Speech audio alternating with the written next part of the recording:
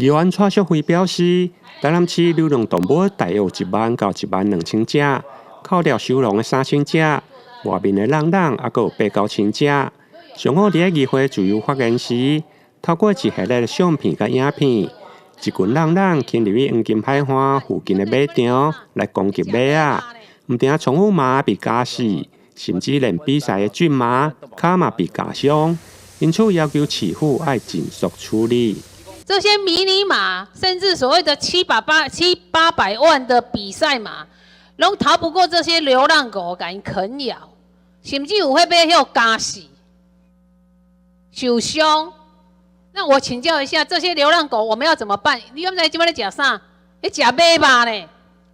家己做报告吼，阮昨吼随阮动保处马上随去会勘了的时候，因为这围里的边啊吼。行有缺口沙丁，所以遐伫围里的边已经有设置一寡诱捕笼以外，因为这范围足大，所以阮的动保人员嘛，炸咱的麻醉枪底下随时待命底下咧捕捉啦。那么多的爱心妈妈，所谓的那个动保团体，你们可以给他们一些教育呀。这种有攻击性的狗不应该这样子放任在外面乱跑吧？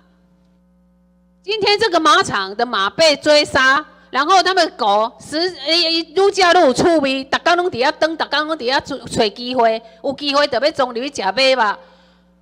我觉得这种攻击性的狗太恐怖了。我跟议员报告，这个马命是命，人命也是命啊。所以说，面对这种对于不管是自己宠物，或是比赛马，或是人，造成伤害的狗，我们就不回致了。就伫议会即顺过后，议员蔡淑惠、蔡玉辉甲李中琴。随后嘛前往马场来了解，马场的业者表示，浪浪的攻击马仔拢是规群的，最近已经连续发生几件，甚至教歹马少的假帮进入去攻击，到目前已经造成2死3伤的状况。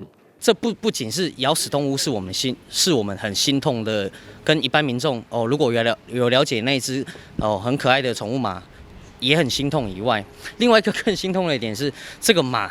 虽然说小小一只，但是这个马都价值不菲，30万到60万不等，甚至还买不太到。